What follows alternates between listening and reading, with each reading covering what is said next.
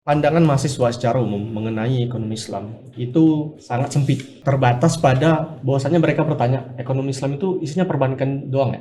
Ya, sering kali gitu ya. Aku sebenarnya juga aku termotivasi dari dosen aku sih. Beliau itu selalu setiap sebelum tidur itu tuh selalu ngebaca jurnal. Dan bahkan tahu nggak, buku yang baru dibeli itu benar-benar full coretan. Bukan cuma coretan untuk menyimpulkan bacaan, tapi mau dikritisin. Ini kenapa kok gini? Malah dikritisin gitu bukunya kayak gitu. Prestasi kunter kalau Mbak Sarin kan 25 nih, aku 30 ntar. Amin. Amin kan? Amin. Kalau dari aku mungkin sesimpel ingat tujuan awal kamu apa gitu, sesederhana itu sih. Karena itu tuh sebenarnya bisa berpengaruh ke banyak hal loh. Tujuan kamu dulu kuliah apa, tujuan kamu di ekonomi Islam khususnya itu apa, tujuan kamu khususnya di CS itu apa gitu. Kalau memang mau mendapatkan, ya ibaratnya mau langsung menang gitu, ajak Katik. Iya bener lagi.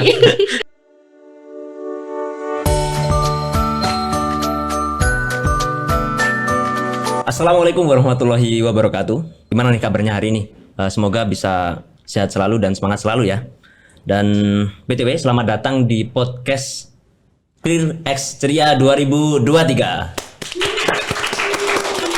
Nah, jadi Ceria ini merupakan salah satu program kerja dari CS dan Departemen R&D yang merupakan kegiatan pelatihan lomba dan sharing session. Kemudian juga Clear itu merupakan program kerja dari R&D yang dilaksanakan sebagai penyebaran atau pemerataan keilmuan ekonomi Islam di FEBUB atau masyarakat secara luas gitu ya.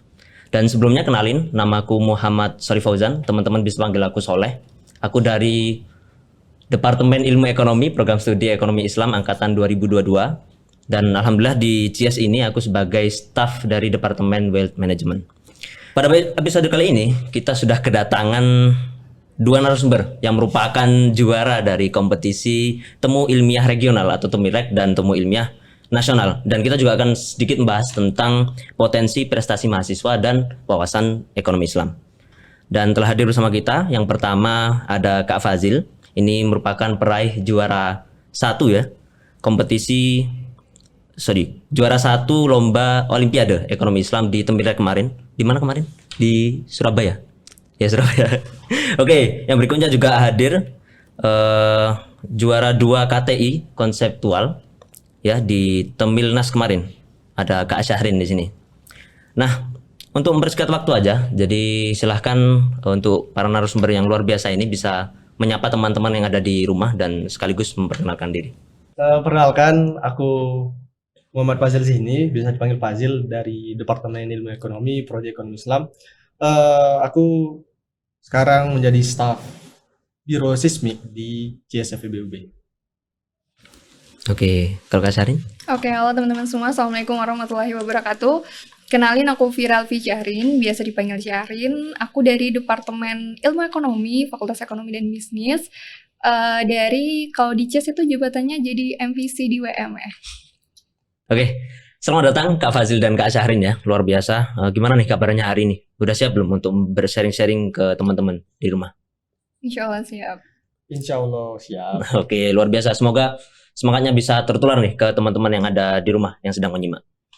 Oke, di podcast kali ini kita bakal bincang-bincang seputar ekonomi Islam ya. Kemudian juga kita sedikit mengungkit lah tentang lomba-lomba yang kakak-kakak ini ikuti begitu ya. Entah itu dari tipsnya, kemudian dari manfaatnya, dan serta nanti juga ada mungkin prospek kerjanya ya dari lomba-lomba itu tadi.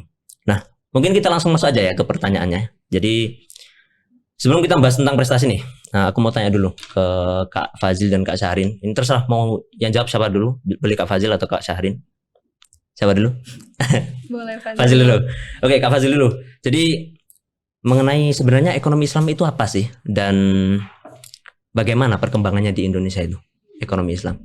Oke, aku menjawab bahwasanya kalau kita berbicara tentang ekonomi Islam, pasti orang berpendapat dan berpandangan mengenai permasalahan ekonomi, kemudian isu-isu hal-hal terkait ekonomi, baik itu teori maupun dalam bentuk praktek, cuman dalam perspektif pandangan Islam. Nah, di situ kan ditarik nilai-nilai dan prinsip bagaimana Al-Quran dan hadis itu disesuaikan dengan masalah dan isu yang ada dalam ekonomi.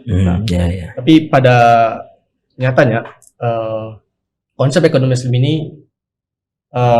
menuai berbagai pandangan gitu. Ada yang satu sifatnya akomodatif, modifikasi. Jadi dia diserap, diambil, dilebur dari ekonomi konvensional, kemudian disesuaikan dengan ekonomi Islam. Tapi di sisi lain ada juga yang mentasawuf sendiri, bahwasanya ekonomi Islam itu dibangun memang dari Al-Quran dan Sunnah, tidak ada intervensi dari ekonomi konvensional. Gitu. Oke. Kalau Kak Syarin gimana nih? Ekonomi Islam itu apa sih sebenarnya ekonomi Islam? Oke, kita bicara tentang ekonomi Islam ya.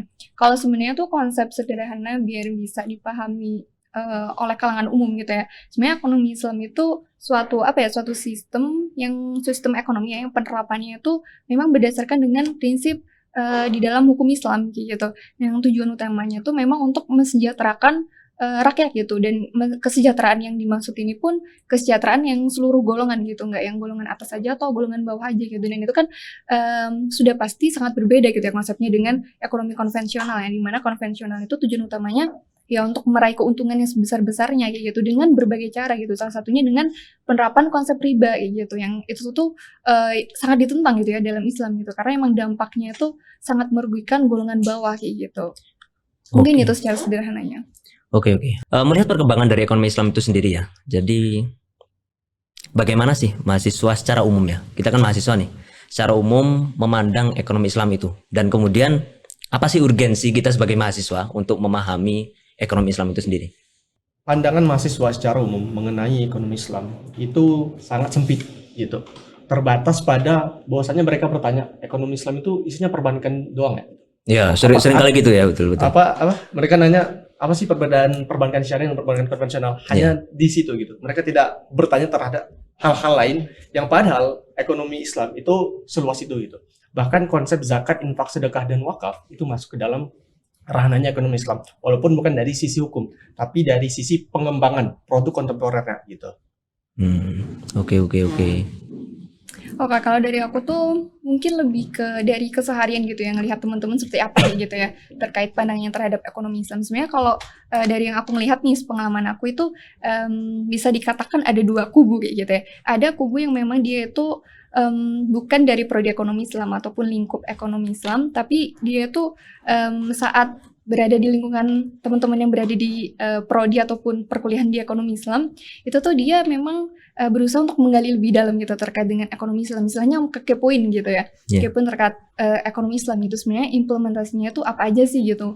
Apakah cuma membahas tentang riba, bunga gitu doang sih, apa gimana gitu. Itu ada beberapa teman aku ya di sekeliling aku tuh yang emang kayak gitu. Jadi dia tuh kepo banget gitu dengan ekonomi Islam itu sebenarnya seperti apa gitu. Dan itu kan berarti mengindikasikan kalau mereka itu ada sebagian dari mereka yang memang tertarik gitu dengan ekonomi Islam gitu, dan mungkin mencoba untuk mengimplementasikan kayak gitu. Ada juga beberapa temanku yang dia tuh karena tahu ternyata hukumnya di marketplace kayak gitu itu karena tahu ada beberapa transaksi yang memang di situ mengandung riba dan sebagainya, itu dia langsung menghindari kayak gitu karena baru tahu itu tadi. Tapi di sisi lain ternyata ada juga tuh aku nemuin temen aku yang emang dia tuh sangat, mungkin bukan dibilang anti sih, tapi mungkin lebih ke masih belum menerima gitu ya tentang ekonomi Islam gitu, karena mereka menganggap ekonomi Islam itu apa sih gitu. Apalagi kita lihat kemarin kan ada kasus perbankan, salah satu perbankan syariah yang memang di situ pernah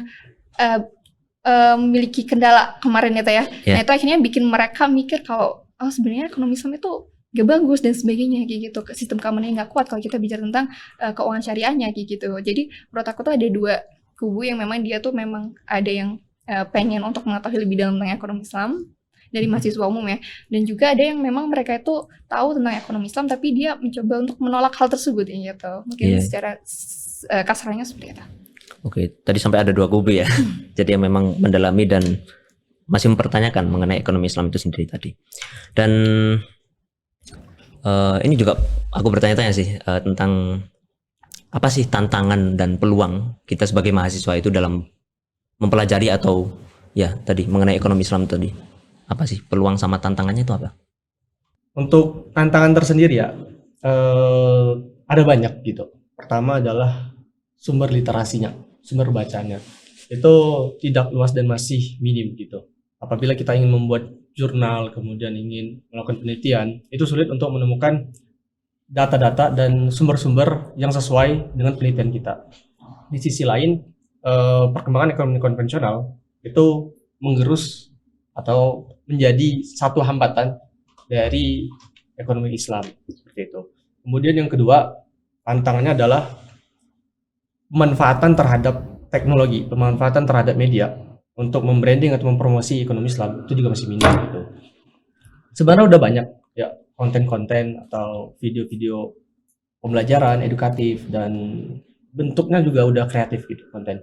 Hanya saja emang awareness atau tingkat kesadaran dari mahasiswa untuk mempelajari ekonomi Islam itu minim. Mereka masih tertarik tadi dengan ekonomi konvensional seperti itu. Kemudian untuk peluangnya, kalau peluang sendiri itu muncul karena adanya dari sisi eksternal gitu kan. Sebenarnya kalau kita lihat penduduk Muslim Indonesia besar, tapi kalau tingkat keimanan mereka juga untuk sadar dalam mempelajari dan menerapkan Islam bahkan dari sisi sektor ekonomi masih minim, itu pun sulit gitu. Memang menjadi peluang, tapi di sisi lain juga menjadi hambatan. Kalau menurutku untuk peluang tersendiri itu adalah dengan banyaknya institusi terkait ekonomi Islam. Sekarang kan udah ada kayak NKS, kemudian ada IAEI, Ikatan Ahli Ekonomi Islam Indonesia, dan lain-lain. Dan itu merupakan sumber kajian, sumber penelitian, dan menjadi sumber peningkatan literasi tersendiri gitu kepada mahasiswa maupun masyarakat terkait ekonomi Islam. Seperti itu sih. Oke, bener banget sih apa yang dikatakan Fazil ya, semuanya tuh menjadi salah satu faktor gitu yang menjadi tantangan sama peluang gitu. Tapi kalau dari segi sudut pandang aku ya, yang mungkin melengkapi dari jawaban Fazil, bener sih tantangan tadi termasuk teknologi dan literasi dan sebagainya gitu ya. Tapi kalau dari aku mungkin yang paling utama itu lebih ke tantangan ekonomi Islam itu lebih ke pemikiran mereka, dan itu tuh dipengaruhi sama lingkungan gitu. Kenapa? Karena semisal dia tuh mungkin tipe orang yang mudah dipengaruhi gitu ya pemikirannya. Itu tuh dengan lingkungannya yang kurang baik, itu tuh mereka pasti bakal kepengaruh gitu. Salah satu contohnya dengan penerapan ekonomi Islam gitu. Kalau semisal dia mungkin udah tahu gitu ya, paham terkait dengan ekonomi Islam, tapi dia berada di lingkungan yang lingkungan itu menolak ekonomi Islam gitu. Maksudnya mungkin lebih prefer menggunakan ekonomi konvensional gitu untuk kesehariannya gitu, transaksi kesehariannya. Itu kan pasti bakal kepengaruh ya. Akhirnya itu tuh jadi salah satu kendala atau faktor dia itu tidak mengimplementasikan ekonomi Islam atau mempelajari lebih jauh ekonomi Islam gitu. Tapi untuk mereka yang memang dia tuh punya keteguhan hati yang kuat gitu ya istilahnya, dengan pemikirannya gitu, dengan pengetahuannya ekonomi Islam, dan dia berada di lingkungan yang kurang baik, itu tuh menurut aku dia masih tetap bisa untuk mengimplementasikan ekonomi Islam, karena emang dari dirinya itu memang punya apa ya, pertahanan yang kuat ya gitu ya istilahnya kayak gitu. Terus juga terkait tantangannya tadi itu dari diri sendiri ya, dan lingkungan pun sebenarnya secara nggak langsung pun juga berpengaruh kayak gitu ya. Kalau kita berada di lingkup ekonomi Islam nih, kayak contohnya aja sekarang gitu, kita berada di lembaga CIES, itu kan pasti kita mau nggak mau akan menerapkan ekonomi Islam kayak gitu ya dalam kesehariannya gitu. Beda lagi kalau misal kita sendiri nih dari ekonomi Islam yang memang pejuang ekonomi Islam gitu secara entah secara teori ataupun implementasi, tapi kita berada di lingkungan yang mereka tuh benar-benar anti ekonomi Islam gitu ya mungkin ya. Itu kan pasti meskipun dia punya keinginan untuk mengimplementasikan, tapi kan pasti ada pikiran untuk takut gitu ya untuk mengimplementasikan ekonomi Islam gitu karena lingkungan tadi gitu. Itu terkait dengan tantangan. Kalau misal peluang, kalau aku lihat sebenarnya karena semakin berkembangnya ekonomi Islam, terus potensi-potensi kayak semisal jumlah penduduk muslimnya semakin besar dan semua beberapa peluang lainnya, itu tuh menurut aku bisa jadi suatu peluang yang besar gitu. Karena contohnya aja dengan itu tadi potensi Indonesia tadi yang dengan penduduk muslim yang besar itu tuh bisa berpengaruh terhadap perkembangan ekonomi Islam di bidang karir kayak gitu. Kayak semisal di bidang perbankan syariah, itu kan kita mulai bermunculan gitu kan ya. Dengan adanya produk-produk baru di perbankan syariah itu tuh pasti butuh SDM di situ gitu. Jadi itu menurut aku bisa jadi peluang karir gitu untuk ekonomi Islam kayak gitu. Mungkin itu beberapa peluang dan tantangan dari aku. Oke, tadi menarik ya mengenai peluang dan tantangan dari ekonomi Islam itu sendiri ya. Tadi ada salah satu yang tak catat bahwasanya banyaknya penduduk muslim di Indonesia itu tidak menjamin bahwasanya ekonomi Islam dapat diterapkan secara langsung gitu ya, secara menyeluruh. Dan itu juga tergantung dari lingkungannya tadi kan. Jadi lingkungannya apakah mendukung berkembangnya ekonomi Islam itu tadi ya. Nah, melihat bahwasanya ada tantangan kan. Tentu kalau misalnya ada tantangan, di situ juga ada peluang kan. Dan peluang itu seharusnya menciptakan ide-ide gitu. Jadi pertanyaan berikutnya ini, ada nggak sih korelasi antara pemahaman kita mengenai ekonomi Islam itu dengan prestasi mahasiswa? Di sini kan prestasi mahasiswa itu lebih kepada mencari solusi kan atas masalah yang sedang dihadapi, terutama dalam ekonomi Islam itu tadi. Jadi ada nggak korelasinya antara wawasan ekonomi Islam itu dengan prestasi mahasiswa? Jadi berdasarkan hasil analisis regresi.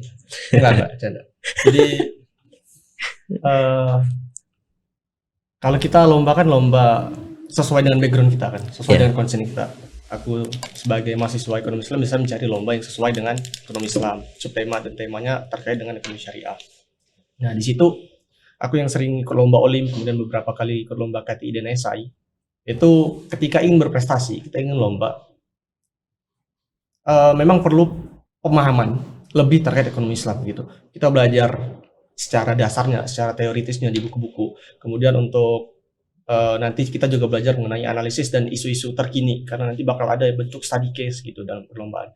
Kemudian untuk KTI, di sisi lain kita harus sering membaca jurnal, kita harus sering membaca penelitian segala macam terkait inovasi yang nanti mau kita kembangkan. Apa sih permasalahannya, apa sih potensinya gitu. Bagaimana dengan literasi-literasi sebelumnya yang pernah dilakukan gitu. Dan itu menjadi sumber dan peningkatan pemahaman kita terhadap ekonomi Islam. Jadi secara tidak langsung ketika orang ingin berprestasi khusus di ekonomi Islam, mereka mau nggak mau pasti akan belajar mengenai ekonomi Islam.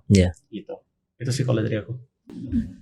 Oke, terkait ini berarti terkait dengan apakah ada keterkaitan gitu ya antara dengan pemahaman ekonomi Islam dengan prestasi gitu. Menurut aku sangat-sangat ada gitu. Karena dibuktikan dengan beberapa case gitu ya. Kayak semisal kita dengan paham ekonomi Islam, tentang ekonomi Islam itu kan pasti secara nggak langsung kita bakal mungkin lebih tahu dan lebih kritis gitu ya terhadap tantangan dan peluang di bidang ekonomi Islam kayak gitu ya. Karena kita karena kita paham terkait dengan ekonomi Islam gitu. Karena kayak semisal kamu paham terkait dengan cara untuk ngebangun rumah tuh ya, kayak semisal kayak gitu. Itu kan pasti kamu bakal lebih tahu gitu cara untuk ngebangun fondasi yang kuatnya gimana, cara untuk desainnya tuh yang bagusnya gimana, itu pasti kayak gitu ya.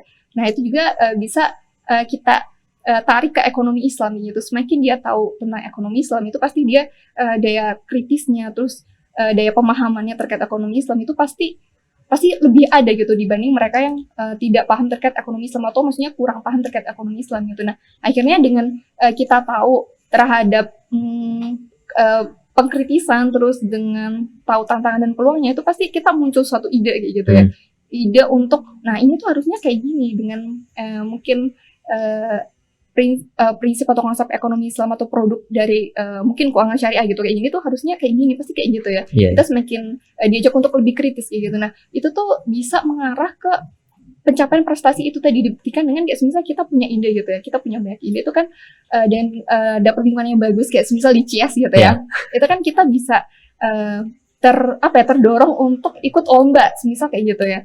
Ikut lomba gitu, karena di lomba kan kita yang dilombakan kan idenya kayak gitu ya. Nah, itu tuh menurut aku sangat berkaitan gitu dengan kita memahami ekonomi Islam. Itu pasti dia secara langsung akan terdorong untuk gimana sih cara untuk mengimplementasikan ide aku gitu. Salah satunya dengan lomba gitu. Lomba pun banyak kan yang jenisnya KTI, SI, Olimpiade, debat dan sebagainya kayak gitu. Apalagi bisnis plan kayak gitu kan yang berdasarkan dengan ide kayak gitu. Nah, itu menurut aku sangat berkaitan gitu dengan prestasi. Dan pun prestasi sebenarnya kan nggak melulu berkaitan tentang lomba ya. Banyak gitu prestasi kayak semisal dengan kita paham tentang ekonomi Islam di kelas gitu ya. Itu pasti kita akan lebih kritis gitu. Kayak Fazil itu aku lihat dia sangat kritis gitu dikasih kan. Betul. Benar. Nah, itu kan bisa bisa menarik dosen gitu untuk mungkin diajakin proyekan bareng kayak gitu. Atau mungkin dengan melihat wah, Fazil nih keren nih di kelas, maksudnya dia kritis gitu terhadap mungkin beberapa mata kuliah atau mungkin ekonomi Islam gitu ya, matkul ekonomi Islam itu kan akhirnya itu berpengaruh ke nilai. Akhirnya kalau nilainya bagus semua itu kan berpengaruh ke IPK kan gitu. Nah, itu kalau IPK bagus pun itu bisa jadi salah satu faktor kita untuk lebih mudah lagi kita untuk meraih karir ke depan gitu, salah satu faktornya gitu. Jadi menurut aku itu tuh sangat-sangat berkorelasi gitu.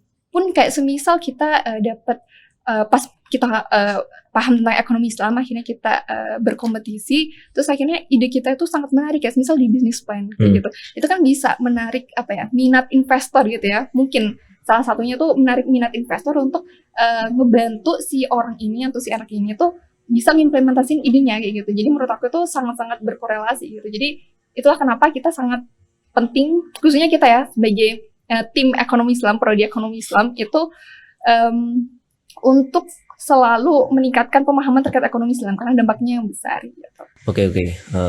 Setuju sih. Jadi memang ketika kita ya memahami suatu wawasan tertentu atau kita paham tentang bidang tertentu, itu otomatis memiliki korelasi dengan prestasi. Jadi otomatis ketika kita mendalami suatu bidang tertentu kan, kita bakal lebih kritis, pemahaman kita lebih banyak, dan itu juga bisa membantu kita dalam berprestasi sebagai mahasiswa gitu ya.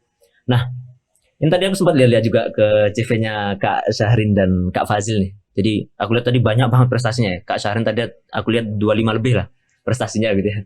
Kak Fazil tadi juga menyusul Kak Syahrin ya untuk prestasinya kayak gitu. Dan ada kesamaan yang tak lihat ya dari prestasi-prestasi itu, kebanyakan memang lomba-lomba yang berbasis di bidang syariah atau ekonomi Islam gitu.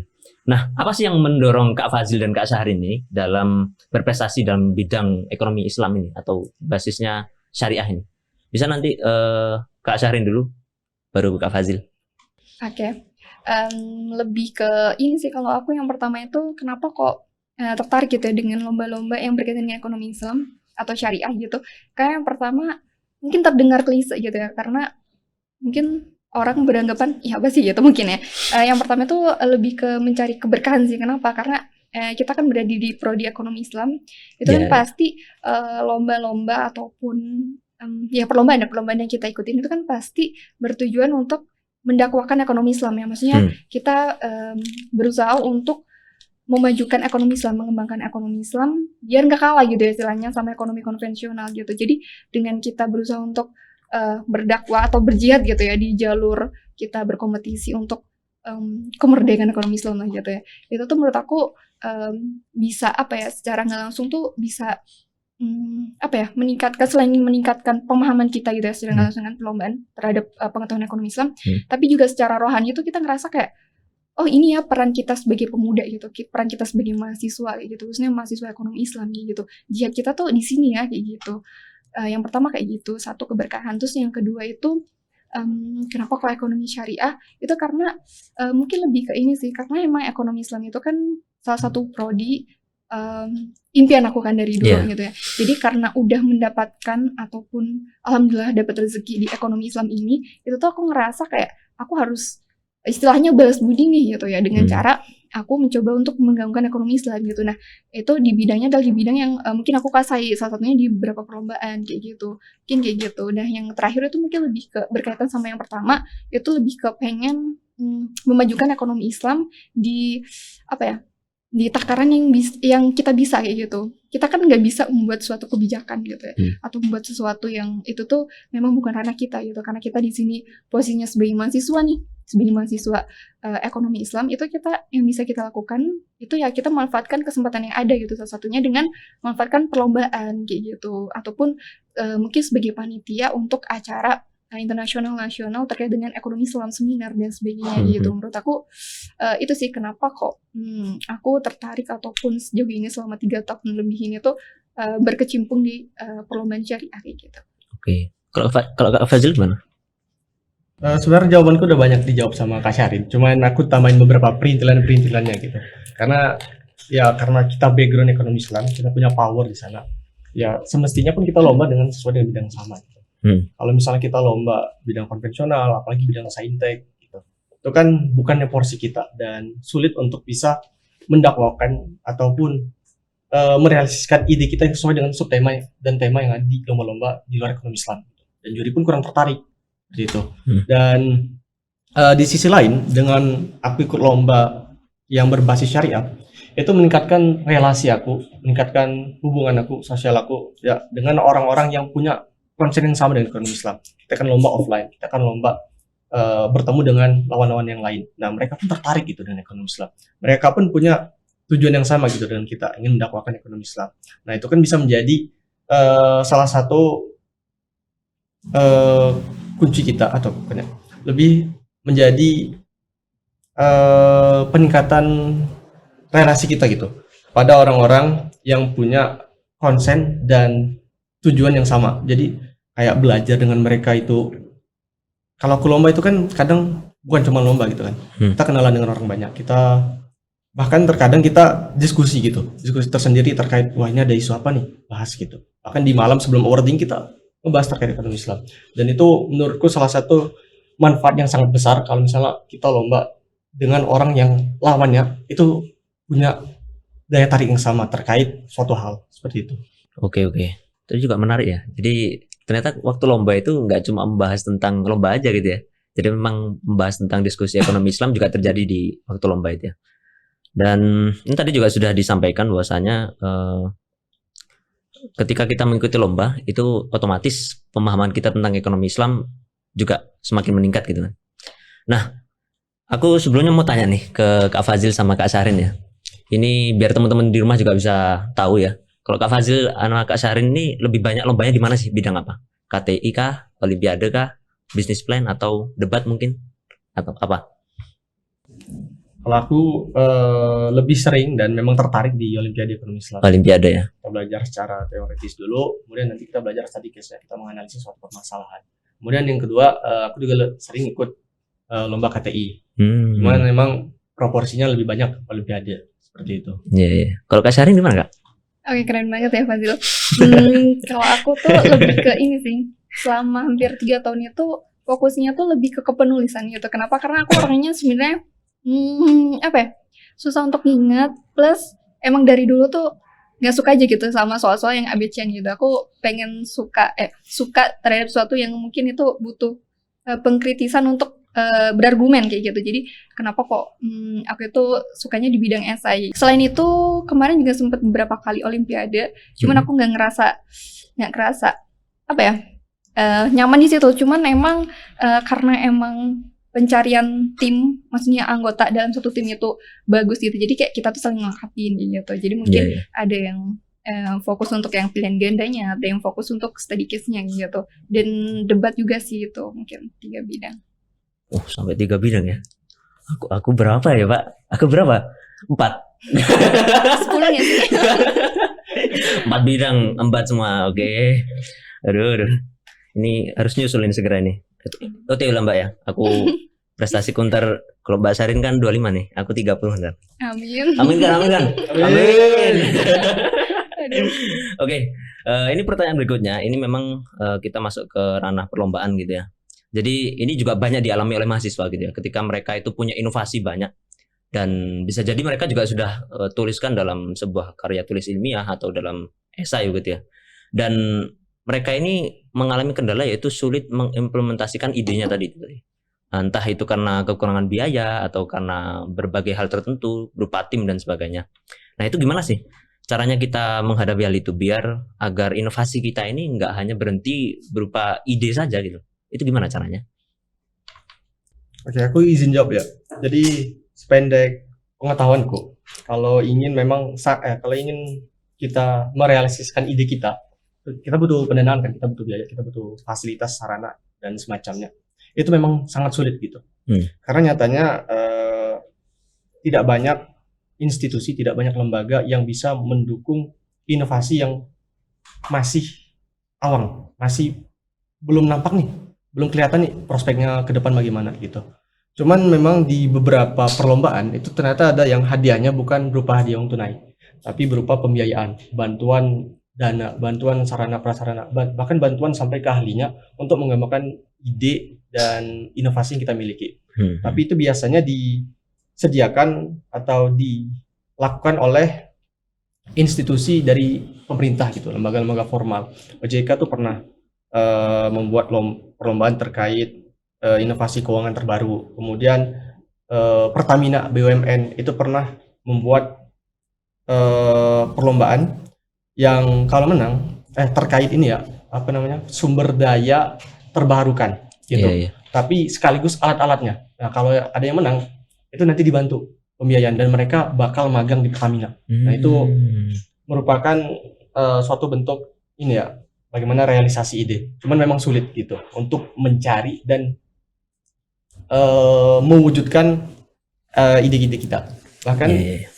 kalau di kuliah di di universitas itu bisa lewat PKM kan, lewat program kreativitas masyarakat.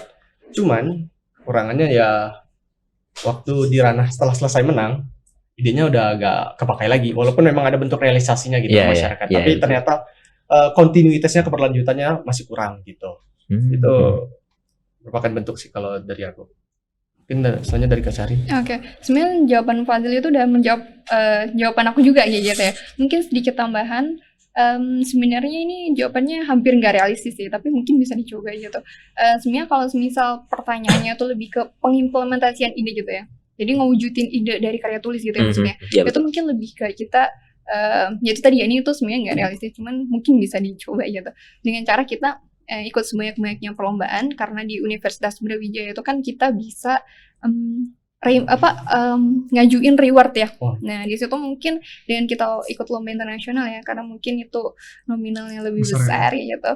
Atau mungkin dengan lomba individu gitu, itu kan nggak ada pembagian gitu ya, jadi di situ full untuk kita gitu. Jadi Iya, itu iya. mungkin bisa jadi salah satu cara yang mungkin itu pun sebenarnya agak susah juga ya, karena pengimplementasian ide tuh butuh jumlah yang gak sedikit ya Kak Fazil ya, kayak gitu. Jadi mungkin itu salah satunya bisa sedikit dicoba ya, meskipun itu sebenarnya gak realistis juga, tapi ya bisa lah gitu.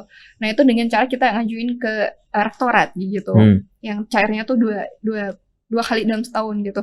Nah ataupun sebenarnya konsep pengimplementasian ide itu kan nggak harus dalam bentuk ide yang dalam bentuk suatu barang gitu, suatu benda atau wujud gitu yang menurut aku. Kenapa? Karena mungkin itu salah satunya tadi, karena kita banyak kendala gitu yang mungkin tapi tetap ada peluangnya gitu yang dijelasin Kak Fazil gitu. Tapi menurut aku kalaupun kita masih memang benar-benar susah gitu ya untuk mencari perlombaan yang seperti itu tadi dijelaskan Kak Fazil, yang mungkin hadiahnya adalah berupa pengimplementasian ide dan sebagainya, itu menurut aku bisa diakalin dengan kita menanamkan mindset yang berbeda gitu. Salah satunya dengan cara ide tadi itu kita fokuskan untuk apa ya? Kita fokuskan untuk diimplementasikannya itu dalam bentuk mungkin lebih ke kita berusaha menggait lebih banyak orang lagi untuk memahamin kalau sebenarnya ide-ide kita terkait ekonomi Islam itu tuh sebenarnya banyak loh, potensial loh gitu. Jadi kayak kita idenya tuh kontribusinya bukan bentuk barang, tapi bentuknya itu adalah sebuah pemikiran gitu. Jadi kita mempengaruhi lah istilahnya gitu. Kita mempengaruhi orang untuk menanamkan mindset ke mereka kalau ekonomi Islam tuh keren loh, kita bisa bikin suatu produk baru yang itu tuh sebenarnya lebih solutif gitu dari mungkin produk dari ekonomi konvensional kayak gitu. Jadi lebih ke menggait pemikiran mereka sih menurut aku kayak gitu. Oke, berarti memang dalam implementasi memang cukup sulit ya, atau tantangannya lebih besar daripada hanya sekedar menuliskan dalam kepenulisan gitu ya. Dan ya betul juga sih. Jadi memang kayaknya memang kita kalau misalnya terkendala dalam satu sisi ya otomatis kita harus nyari peluang di sisi lain kan.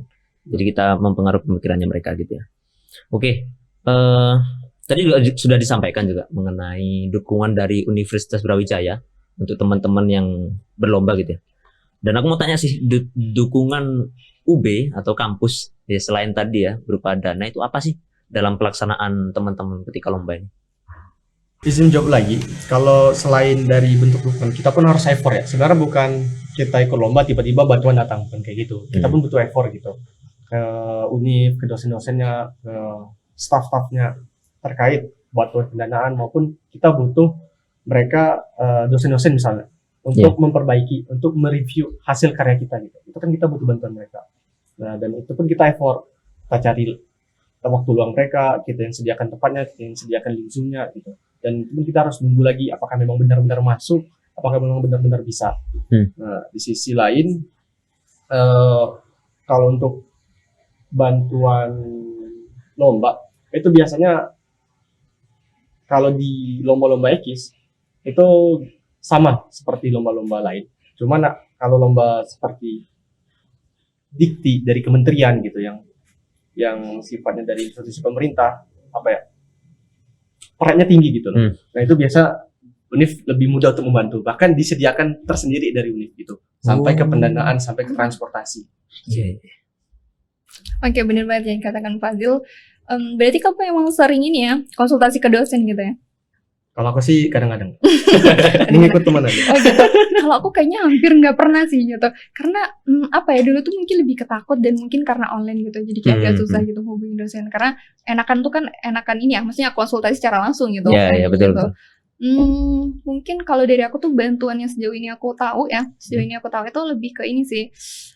Kita di EKIS di FEB itu kan kita ada diberikan bantuan gitu ya untuk di organisasi CES itu kan ada di awal tahun itu kan ngadarin untuk beberapa perlombaan gitu ya, misal Tamilnas sama Tamilraki gitu. Nah itu kita emang benar-benar didanai full 100% ya, meskipun cairnya emang bertahap kayak gitu. Nah itu menurut aku itu fakultas itu sangat-sangat mendukung gitu, membantu kita untuk teman-teman yang memang pengen bergelut di bidang perlombaan kayak gitu. Jadi kayak motivasinya semakin tinggi kan, karena emang perlombanya gratis gitu, apalagi offline kan, kita PP benar-benar dibiayain dan sebagainya gitu. Meskipun mungkin ada beberapa hal yang memang itu tuh kita biaya sendiri gitu ya, nggak include di pembiayaan dari kampus gitu. Itu mungkin tambahan dari jawaban Fazil, dan juga dukungannya tuh berupa mungkin sekecil ini sih, sekecil kita tuh diizinkan dosen untuk mengikuti perlombaan, ya nggak sih? Teman-teman yang biasanya ikut lomba itu kan mungkin di beberapa mungkin kampus gitu ya, yang itu tuh dosennya emang agak strict gitu ya, karena apa sih lomba itu nggak penting gitu mungkin ya, dan akhirnya kayak harus wajib ikut kelas nih, kalau nggak mungkin konsekuensinya apa gitu. Nah alhamdulillahnya kita di FEB insya Allah nggak menemui dosen seperti itu ya. Aman sih ya. Insya Allah tuh insya Allah aman semua gitu yang kita pernah ajukan di kelas itu surat izin itu, insya Allah tuh aman semua gitu. Mereka justru dosen-dosen ini tuh malah mendukung gitu, maksudnya kayak misalnya kita chat gitu terus akhirnya dibalas, wah semangat ya gitu, semoga dapat hasil yang terbaik gitu. Beberapa dosen itu justru malah mendukung kayak gitu. Dan contoh lainnya tuh bukti dukungan mereka tuh lebih ke ini sih, ada beberapa dosen yang aku temuin itu tuh beliau malah pas ketemu gitu ya, pas ketemu sama kita itu tuh malah nawarin perlombaan gitu, entah memang bareng sama dosennya atau mungkin sekedar nawarin untuk kita ikut secara mandiri kayak gitu. Itu ada beberapa dosen yang seperti itu. Jadi menurut aku emang di FEB ini, khususnya di Universitas Brawijaya, itu sangat mendukung sekali gitu untuk kepada mahasiswanya yang pengen ikut lomba gitu. Karena kan secara otomatis kalau misal kita emang aktif lomba, apalagi lomba beberapa lomba internasional dan ya nasional juga, itu kan pasti menaikkan akreditasi fakultasnya sih. Gitu. Jadi itu tuh secara nggak langsung ya pastinya mereka mendukung lah gitu, mendukung dengan ya sebisa mereka untuk mahasiswa ini bisa aktif lomba gitu dari aktif gitu. Oke, memang didukung sekali ya oleh universitas ya mengenai lomba-lomba ini. Jadi teman-teman jangan lupa kalau jadi mahasiswa, apalagi mahasiswa Universitas Brawijaya, untuk semangat ikut lomba-lomba, jadi mahasiswa yang berprestasi. Biar nanti kayak ini Kak Syahrin sama Kak Fadil nih, ini luar biasa banget nih. Tepuk tangan. Nah, ini masuk pertanyaan berikutnya nih. Apakah prestasi dalam lomba berbasis syariah itu tadi membuka pintu atau peluang kerja atau kewirausahaan sih di sektor ekonomi Islam? Itu membuka nggak sih? Kalau misalnya kita tadi ikut lomba berprestasi. Kalau dari aku sih memang pengaruhnya nggak langsung gitu ya. Maksudnya kalau kita menang lomba tiba-tiba dapat kerja, enggak. Menang lomba kayak kita kasih CV yang menang lomba langsung diterima gitu kan. Tapi dengan kita mengikuti lomba itu banyak sekali benefit, manfaat yang kita dapat, yang nantinya manfaat-manfaat ini mempermudah kita untuk mendapat pekerjaan gitu. Peluang kesuksesan. Ya. Contohnya aja kalau kita lomba itu kan kalau baik menang maupun nggak menang itu CV kita kan jadi banyak gitu kan. Kayak Salih Fauzan menang dari IPB kayak business plan gitu. Nah itu kan orang-orang jadi wah ini aktif nih dulu di kampus gitu. Selain itu kalau misalnya dari CV kita pun bisa kenal dengan berbagai orang, baik sesama peserta bahkan dengan dewan jurinya gitu. Dan ini menjadi relasi kita sendiri supaya nanti kita kenal dengan banyak orang. Barangkali kita punya pintu di sana gitu. Kita barangkali bisa ditawarkan dari sana gitu. Terus manfaat yang aku dapat adalah kalau orang-orang sering ikut lomba, ya, kakak tingkat kayak Kak Syahrin, kemudian dan teman-teman itu sering apa ya diundang dan diajak kayak gini, jadi speaker, jadi pembicara, juga ya. jadi pemateri kayak gitu. Nah, itu Bicarakan kan, diri sendiri. nah, itu kan apa ya jadi portofolionya sendiri gitu. Betul. Lagi-lagi kembali ke CV gitu kan. Nah, aku ngelihat wah banyak nih manfaat yang bisa didapat gitu kan misalnya ikut lomba. Nah, sama yang aku rasakan waktu ikut lomba adalah banyak skill, bukan baik itu soft skill maupun hard skill yang terlatih gitu. Karena nanti kan di kerja kita bukan cuman IPK kan. Yep. Kita dilihat dari dia bisa editing nih, dia bisa public speaking-nya bagus nih, itu sering ke lomba. Wah, kepenulisannya bagus. Nah, nanti kan itu menjadi skill kita tersendiri gitu untuk bisa masuk ke pintu-pintu kerja gitu. Nanti butuh skill apa, ternyata selain wawasan kita yang bagus, ternyata dia sering produktif gitu dengan meningkatkan skill-skillnya gitu. Sering lomba kan public speaking-nya otomatis bagus, dia berbicara dengan orang banyak, berbicara dia dengan lihat apa mentalnya dia tuh, terus orang-orang ikut kepenulisan di sisi lain walaupun bukan nulis biasanya editing gitu, ngebuat desain, ngebuat bentuk prototype gitu sih. Bener banget sih apa yang dikatakan Fazil, sebenarnya menjawab juga itu jawaban yang pengen aku sampaikan ya, direbut terus sama Fazil. Tapi selain itu mungkin lebih kayak ini sih, bukan yang pertama itu contohnya sebenarnya bukan kerja sih, yang pertama itu mungkin magang. Teman-teman sadar nggak sih dari yang teman-teman apply, lembaga-lembaga mitra-mitra yang teman-teman apply itu salah satunya kan syaratnya itu kan CV ya. Nah di CV itu kan ada beberapa capaian kita, prestasi kita gitu. Termasuk hard skill dan soft skillnya juga gitu. Nah di situ menurut aku dengan kita banyak berkecimpung di berkecimpung untuk mendakwahkan ekonomi Islam, salah satunya dengan lomba, terus kepanitiaan dan sebagainya terkait dengan ekonomi Islam, menurut aku tuh bisa, ya itu tadi seperti yang dikatakan Fazil, itu bisa memperbaiki CV kita yang akhirnya itu tuh bisa menjadi daya tarik tersendiri gitu untuk mitra-mitra itu ngerekrut kita, maksudnya untuk menerima kita gitu, karena kan kita tahu kita berkompetisi dengan berapa ratus mahasiswa atau ribu mahasiswa tuh ya. Nah dengan memperbagus CV kita itu tuh bisa istilahnya kita satu langkah lebih jauh gitu daripada mereka-mereka yang mungkin tidak fokus ke situ kayak gitu. Menurut aku kayak gitu. Tapi ini juga ada yang aneh juga ya. Kalau aku pernah nemu nih. Jadi ada yang namanya orang-orang overqualified atau terlalu terlalu memenuhi persyaratan lah intinya gitu. Itu pernah nggak sih menemukan kejadian kayak gitu? Jadi ketika kita nge-apply entah magang, entah kerja gitu ya. Terus, wah ini terlalu berprestasi nih, pernah nggak kayak gitu? Gimana Fazil? Aku sih belum pernah nemuin Kak. Kalau aku belum pernah menemuin secara langsung ya, cuman kayak pernah ngelihat aja gitu, karena dengan banyaknya capaian kita, maksudnya sesuai dengan ini ya, yang mereka rekrut gitu, maksudnya kriteria-kriteria itu akhirnya berdampak ke, mungkin aku pernah lihat di salah satu postingan.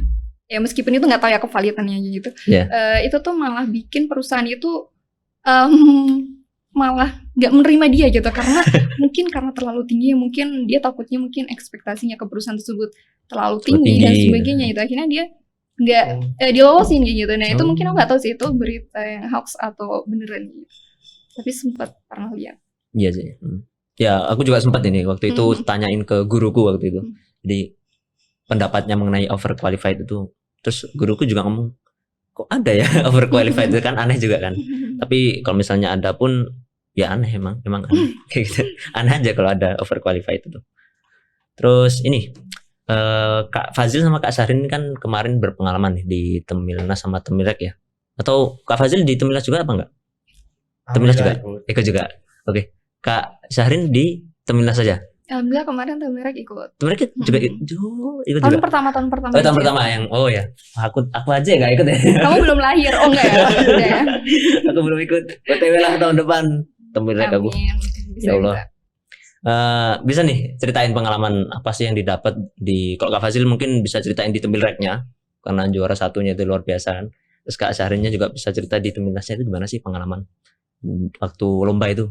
Apa sih yang didapat, kemudian apa yang dirasakan, bisa diceritakan? Dulu kan? Dari regional dulu ya, baru nasional. Ampun suhu. Kadang regional nasional kan beda. Oh iya, siap. Oke. Kalau aku sih karena itu perlombaan pertama yang menang, alhamdulillah. Karena dari sebelumnya kan udah banyak coba, cuman belum rezekinya. Jadi di Teamwork itu lumayan tidak menyangka karena melihat dari tim-tim lawan, tim-tim dari UB sendiri, itu kan luar biasa gitu mereka. Dan di sisi lain persiapannya menurutku gak terlalu berlebihan gitu, karena ada anggota yang lagi sibuk organisasi, ada yang lagi sibuk apa namanya KKN kalau kita Iya. mahasiswa membangun desa MMD gitu. Nah jadi ya mau nggak mau kita harus bagi-bagi tugas, kita belajar kita belajar yang mana gitu, yang satu belajar apa, yang satu belajar apa gitu, biar nanti terposir dan waktu jawab bisa seimbang gitu. Nah terus karena itu perlombaan pertama yang offline juga, menurutku hal yang paling aku dapat adalah aku banyak berteman dengan sesama teman-teman kasih yang lain gitu. Jadi kayak ternyata gini loh, kalau mereka ikut lomba dukungan universitas mereka tuh gini loh pengalaman mereka gitu. Dan itu menurutku aku mendapat banyak insight dari mereka selain dari perlombaannya gitu. Terus aku juga mendapat pengalaman berbicara apa ya, menyampaikan presentasi secara langsung di depan juri. Dan awalnya gugup gitu yang belibet pasti muncul kan dari awal. Iya, betul. Terus kalau tanya jawab tuh 5 detik 10 detik tuh masih mikir kan. Kadang-kadang nanya kan aneh gitu kan. Tapi ya alhamdulillah karena emang takdirnya, bukan karena ini sih, karena emang takdirnya alhamdulillah dapat juara 1 gitu. Itu sih kalau dari aku. Dari Kak Syarin. Oke, kalau aku berarti lebih ke timelinenya. Iya, teman. Itu mungkin lebih ke apa ya? Pengalamannya tuh sebenarnya saking banyak aku sampai bingung mau cerita yang mana ya. Nggak gitu, maksudnya tuh banyak rintangannya. Kalau kamu kan lurus-lurus gitu. Kalau aku banyak rintangannya nih. Kalau aku tuh lebih ke apa ya? Mungkin pemilihan tim kali ya. Di situ tuh pernah juga aku dapat celetukan gitu dari cutting dan beberapa temen gitu. Karena kok itu tuh mulu sih, jadinya timnya sama itu tuh mulu gitu. Beberapa tahun lalu gitu, yang Tamilas tahun lalu. Itu pernah dibilang kayak gitu. Tapi di situ tuh sebenarnya ada beberapa alasan kenapa kok kita tetap dengan satu tim yang sama gitu. Nah, salah satunya adalah karena memang kita tuh mungkin lebih ke karena punya janji dan visi yang sama untuk Tamilas ini gitu. Karena ini Tamilas yang pertama itu karena itu jadi lomba offline pertama kita. Jadi kayak kita tuh pengen yuk sekali lagi dia terakhir gitu, karena lomba terakhir offline gitu. Pertama kali dan terakhir kali gitu offline bareng bertiga gitu sama teman aku. Untuk Tamilasnya gitu. Ya akhirnya plus sebenarnya bukan itu aja sih tantangannya. Ada banyak gitu. Tapi kita tetap optimis gitu dengan dibimbing sama salah satu cutting kita Kak Oki gitu. Itu alhamdulillah kita dapat banyak sekali pengetahuan di situ gitu, karena emang dibimbingnya langsung sama yang pro gitu ya. Siapa sama Kak Oki gitu. Gitu. Terus selanjutnya selama perjalanan itu juga pasti banyak sekali hikmahnya gitu yang seru sih. Kayaknya aku malu juga ya kalau mau ceritain, kayaknya nggak usah ceritain. Mungkin terus yang kedua itu Timeless kemarin ya kita di Makassar itu bareng sama Mas Fadil.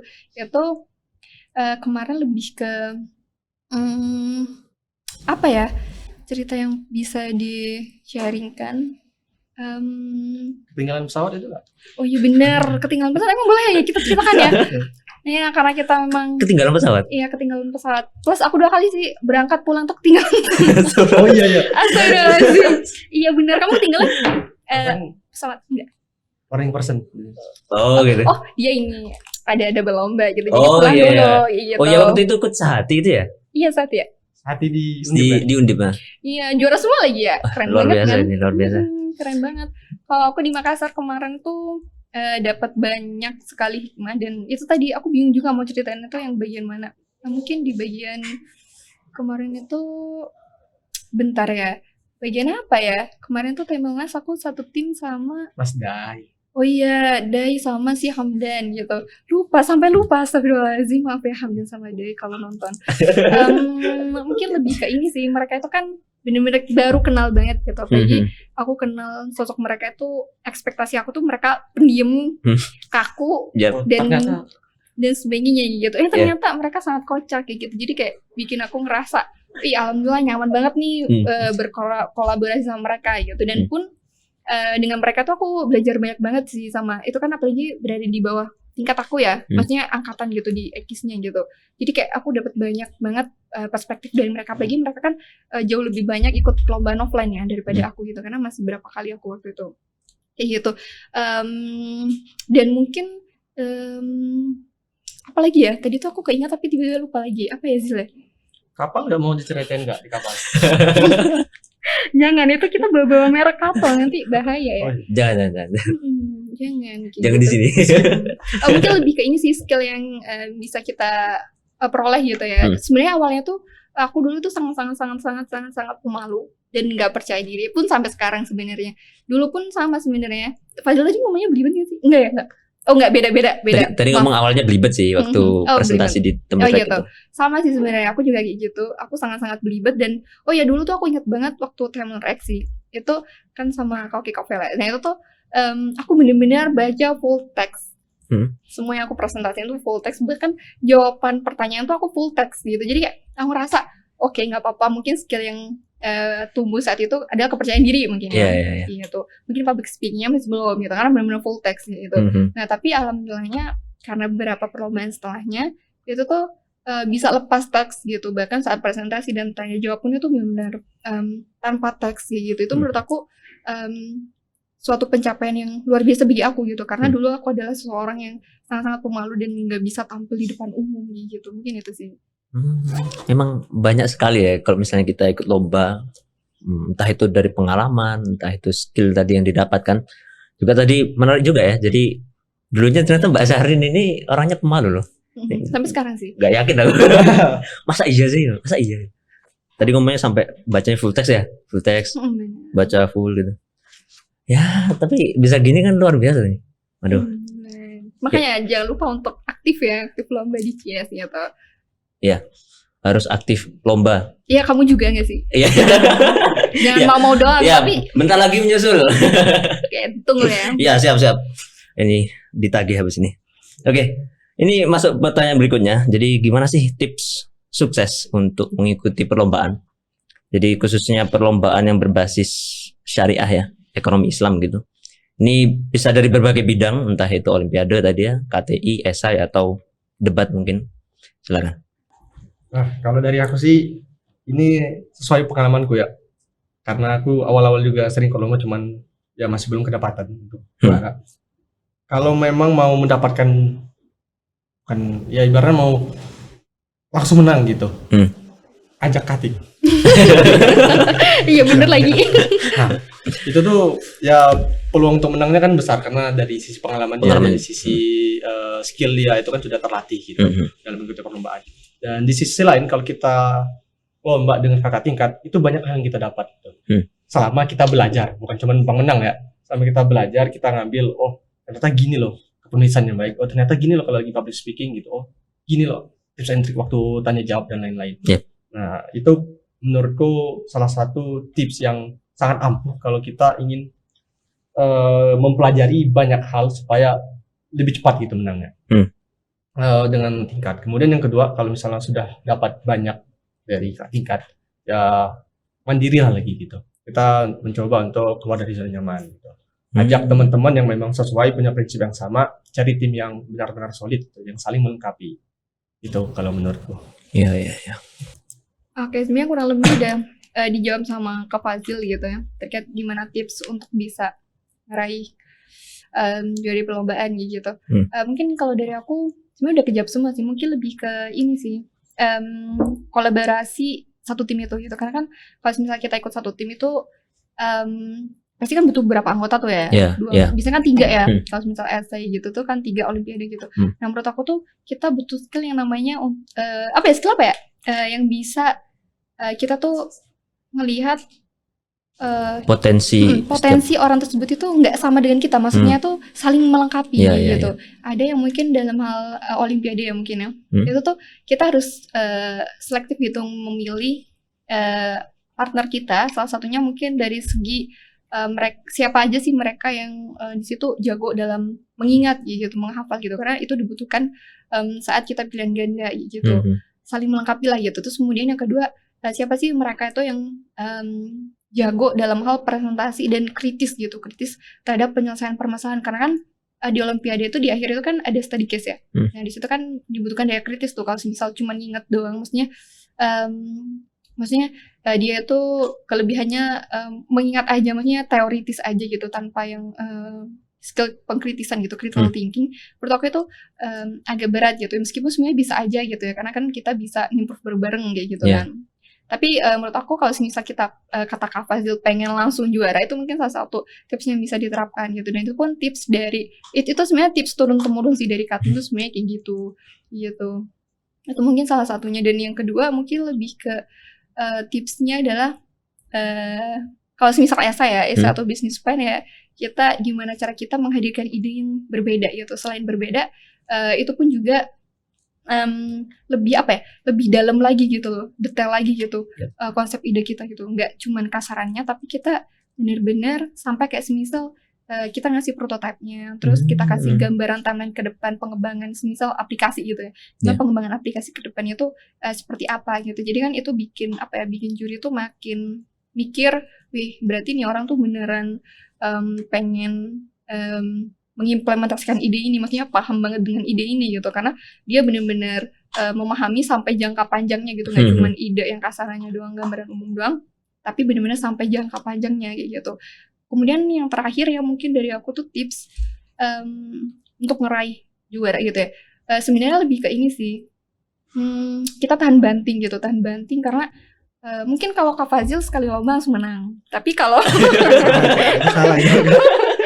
sekali langsung menang ya tapi kalau untuk teman-teman yang memang belum berezeki tapi memang punya tekad yang kuat buat pengen dapet juara gitu meskipun tujuan untuk juara kan banyak tuh ya, itu mungkin salah satunya dengan memperbanyak kegagalan gitu, maksudnya bukan sengaja gagal ya, tapi memang harus tahan banting gitu, karena dengan tahan banting itu kita bisa semakin menurut aku tuh kualitas idenya dia tuh menurut aku bakal lebih bagus dan lebih berkualitas lagi gitu dengan dia mungkin sering gagal, karena kan di situ mungkin ada sesi semisal sampai sesi presentasi itu kan dia pasti bakal dibantai tuh, maksudnya ditanyain gitu. Iya betul. Maksudnya tuh ditanyain gitu terkait dengan idenya itu kan pasti bisa bikin kita kepikiran, oh ternyata kurang ini ya, kurang ABC gitu. Nah itu bisa diimprove, akhirnya kita ikutkan lagi, misal gagal lagi ya tetap kita ikutkan gitu. Dan itu menurut aku pemikiran yang paling utama sih. Selain itu ini sih mungkin lebih ke menentukan niat kita gitu, niat kita terhadap lomba itu apa gitu.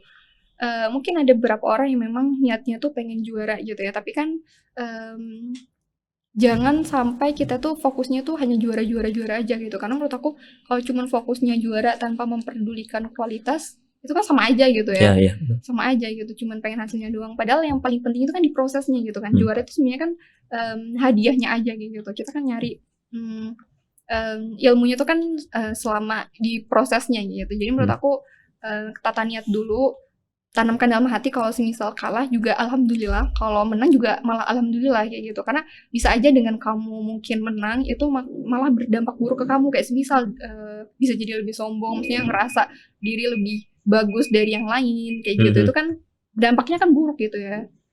Selain dari sekedar cuma dapat juara, jadi menurut aku bisa ditata niatnya gitu, biar lebih lurus dan siap untuk kalah maupun menang gitu. Oke. Luar biasa juga tips dan trik biar kita bisa menang lomba dalam berkompetisi. Tadi banyak banget ya. Ada pertama, luruskan niat dulu, kita lomba itu dalam rangka apa ya. Kemudian juga manajemen tim yang bagus, pemosisian tim yang benar kayak gitu ya. Kemudian ada juga tadi ajak cutting kalau misalnya mau langsung berhasil. Ini tips yang bagus ini harus dipegang, ini ajak cutting habis inilah.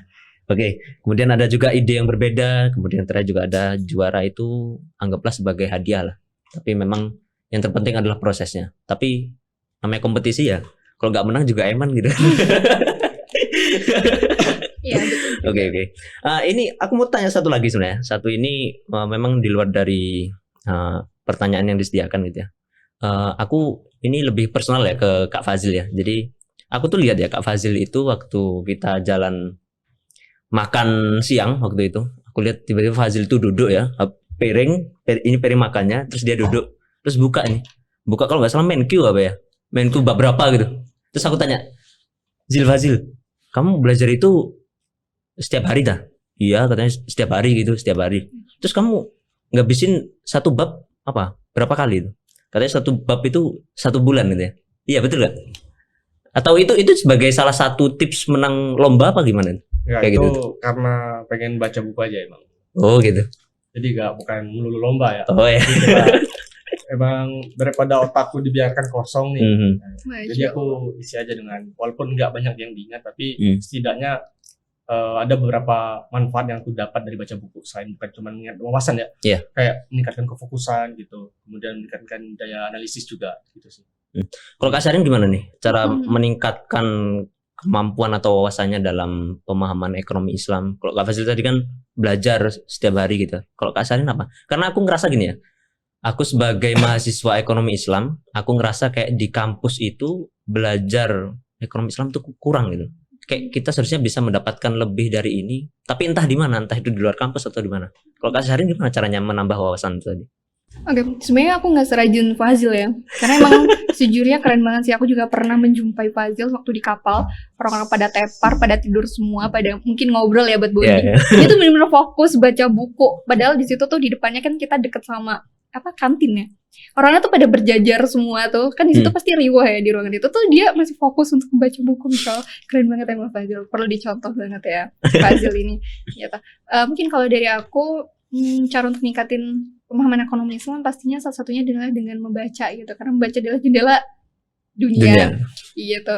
Karena dengan membaca kita bisa tahu, kita bisa paham, kita bisa lebih kepo, kita bisa lebih dengan kepo itu kita pasti lebih kritis, dengan kita lebih kritis kita bisa dapat mungkin ide atau pemahaman baru dan sebagainya gitu. Jadi menurut aku kuncinya dalam membaca gitu. Nah akhirnya diimplementasikan kan sama si Fazil gitu ya, suka membaca gitu. Nah itu mungkin pun membaca sebenarnya banyak cara ya. Kalau Fazil kan berarti dia mau pengen menantang diri sendiri, pengen melatih kefokusan gitu ya, berarti di tempat umum. Kalau aku sih tipe yang sangat kontra gitu dengan Fazil gitu. Sebenarnya banyak cara kan gitu, tapi kan setiap orang berbeda. Kalau aku tuh lebih ke membaca itu di tempat yang benar-benar sepi gitu, sepi. Dan aku sebenarnya juga aku termotivasi dari dosen aku sih, dosen pembimbing aku dan sekaligus dosen yang sering ngajak berkegiatan bersama gitu. Itu beliau itu memang benar-benar, karena memang dosen ya, tapi itu tuh benar-benar memotivasi aku sih secara nggak langsung tuh. Beliau itu selalu setiap sebelum tidur itu tuh selalu ngebaca jurnal. Dan bahkan tau nggak, buku yang baru dibeli itu benar-benar full coretan. Coretan bukan cuma coretan untuk untuk menyimpulkan bacaan, tapi dikritisin. Ini kenapa kok gini? Malah dikritisin gitu bukunya gitu. Mungkin itu jadi salah satu faktor aku untuk terdorong untuk yang pertama emang lebih giat lagi suka ngebaca, dan yang kedua adalah menanamkan kekritisan terhadap apa yang kita baca. Kayak gitu. Jadi kayak semisal aku baca pas di rumah itu, semisal ada sesuatu yang mengganjal itu kan biasa mungkin kita karena malas kita skip aja gitu ya lembarnya gitu. Tapi aku coba untuk lebih mengkritisi lagi gitu dengan ngelihat di YouTube gitu, di sumber yang resmi atau di berita-berita atau di Google kayak gitu. Jadi lebih ke melatih kekritisan itu sih untuk kita bisa lebih paham lagi terkait ekonomi Islam gitu, selain literasi itu tadi, maksudnya tingkat membaca kita gitu. Oke.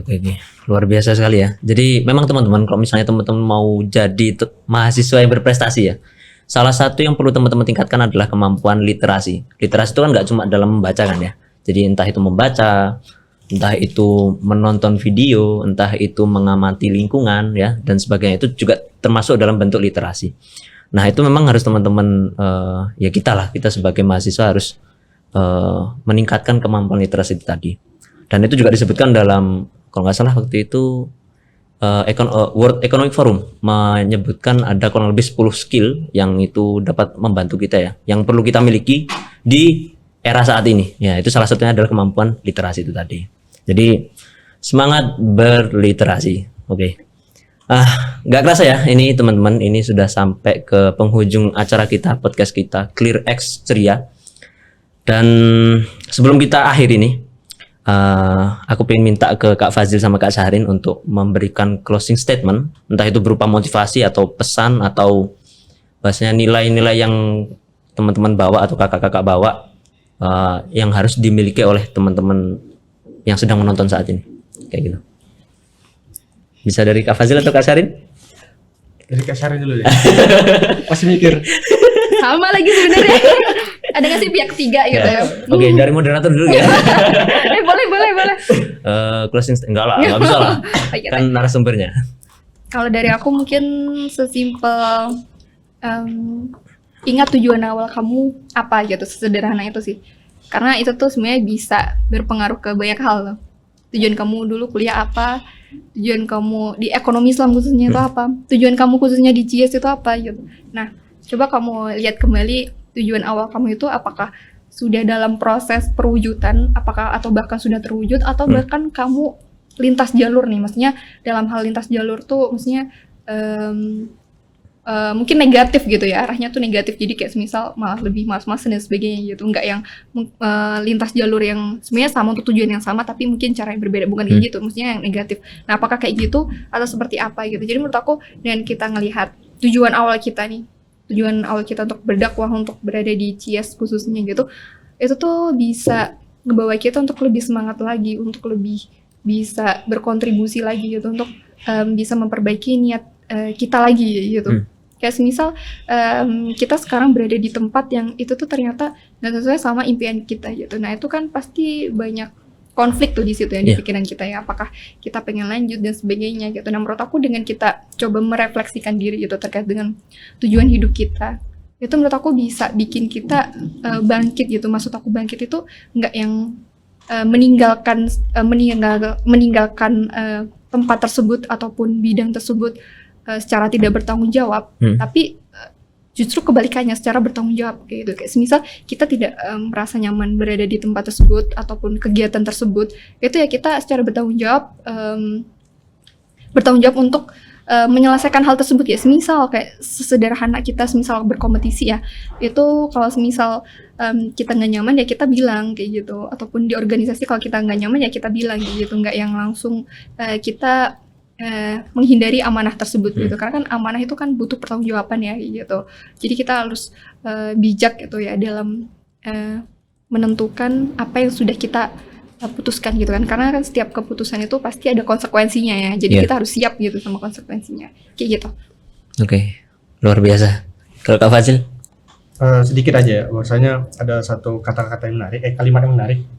Walaupun kita memiliki banyak kelebihan, kemampuan gitu, prestasi, kekuasaan dan lain-lain, kalau misalnya itu tidak memberikan manfaat, itu kan tidak berguna gitu. Tapi di sisi lain kalau kita punya sedikit kecilnya kemampuan tapi itu bermanfaat bagi orang lain dan itu bisa menjadi berkah gitu. Itu sih kalau dari aku. Oke, luar biasa.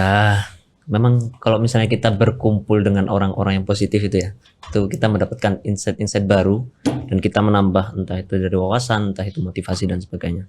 Dan ini juga sebagai bentuk ya, kalau misalnya teman-teman juga di rumah, si Angela Lee Duckworth pernah menyebutkan kalau misalnya kita pengen jadi orang yang growth mindset ya, mempunyai mindset yang bertumbuh, itu salah satunya adalah belajar dari orang lain.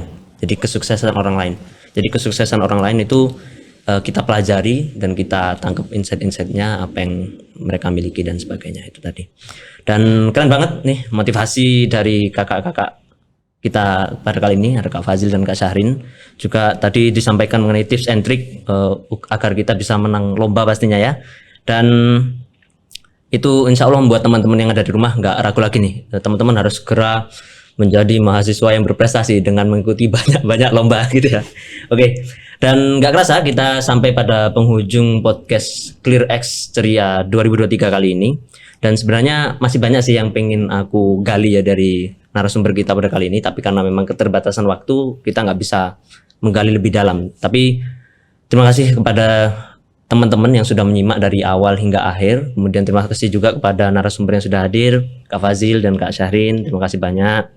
Dan jangan lupa teman-teman untuk share video ini ke teman-teman agar podcast ini bisa didengar lebih banyak orang dan bisa bermanfaat bagi masyarakat di sekitar kita. Dan sebelumnya aku Soleh pamit undur diri. Terima kasih lagi kepada narasumber yang sudah hadir. Kalau misalnya terdapat salah kata dan kalimat, aku mohon maaf ya. Dan sekian podcast Clear X Ceria 2023 kali ini. Sampai jumpa di episode berikutnya. Wassalamualaikum warahmatullahi wabarakatuh. Waalaikumsalam warahmatullahi wabarakatuh.